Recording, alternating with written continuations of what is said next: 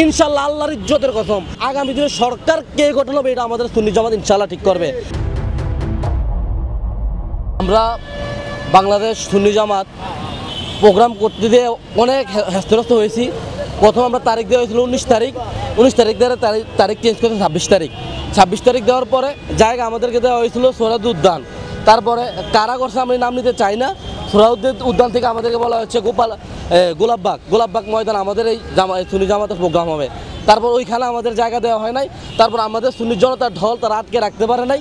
পরবর্তীতে আমরা এই যে বাংলাদেশ জাতীয় প্রেস ক্লাবের সামনে লক্ষ লক্ষ সুন্নি জনতার ঢল দিয়ে আমরা আজকে প্রোগ্রামকে সফল করেছি। এমনকি বাংলাদেশের সকল মানুষ যার যার অবস্থান থেকে দেখেছে যে সুন্নি জামাত চাইলে সব কিছু সম্ভব। সুন্নি জামাত আগামী দিনে সরকার কে গঠন হবে এটা আমাদের সুন্নি জামাত ইনশাআল্লাহ ঠিক করবে। এখন হয়তো বা বসে আছে চেয়ারে কিংবা ক্ষমতা যে আছে তারা না নিতে পারতেছে। ইনশাআল্লাহ আল্লাহর ইজ্জতের কসম আগামী দিনের প্রশাসনিক চেয়ারে কে বসবে এটা সুন্নি জামাত ইনশাআল্লাহ ঠিক করবে। আর এতটুকু বলতে চাই, সারা বিশ্বের মুসলমান যেমনি আমরা নামছি ফিলিস্তিনের পক্ষ হয়ে, সবাই যদি নামে আগামী দিনে ইনশাআল্লাহ অচিরেই ফিলিস্তিন স্বাধীন হবে ইনশাআল্লাহ। কারণ মুসলমানের রক্ত যেই জায়গায় পড়েছে ওই জায়গায় ফুল ফুটেছে। মুসলমান রক্ত দিয়েছে বদরে, মুসলমান রক্ত দিয়েছে খন্দকে, মুসলমান রক্ত দিয়েছে উহুদে, মুসলমান রক্ত দিয়েছে কারবালায়, এখন রক্ত দিয়েছে মুসলমান ফিলিস্তিন। যেমনিভাবে বদর স্বাধীন হয়েছিল, যেমনি খন্দক স্বাধীন হয়েছে, যেমনি কারবালা স্বাধীন হয়েছে, ইনশাআল্লাহ মুসলমানের রক্ত দ্বারা ফিলিস্তিনও স্বাধীন হবে ইনশাআল্লাহ। আমাদের বাংলাদেশ আহলে সুন্নাত ওয়াল জামাতের পক্ষ থেকে আমাদের দাবিটা ছিল যে ফিলিস্তিনে মুসলমান ভাই বোনদেরকে যারা নির্বিচারে হত্যা করছে তাদের বিরুদ্ধে একটা প্রতিবাদ সভা করা।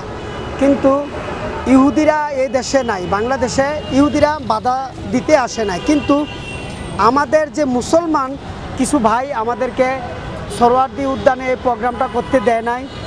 তারপরে গোলাপবাগ করার কথা ছিল, ওখানেও দেয় নাই। আমাদেরকে অল্প কিছু জায়গার ভিতরে কয়েক লক্ষ মানুষের এখানে কোনোভাবে জায়গা হয় না। এটা তো আপনারা সাংবাদিক ভাইরা দেখছেন, প্রত্যেকটি রাস্তা বন্ধ হয়ে গেছে, যে মানুষের অনেক অসুবিধা হয়েছে। এখানে অনেক বৃদ্ধ লোক আসছে, তারা অনেক খুব কষ্ট পাইছে, যার কারণে আমরা অত্যন্ত মর্মাহত।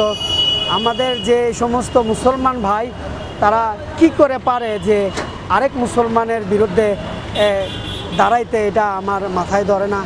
এখন আপনারা যারা প্রতিবাদী কণ্ঠ সাংবাদিক ভাইয়েরা, আপনারাই ওদেরকে বলবেন। আপনাদের কাছে দাবি রাখলাম।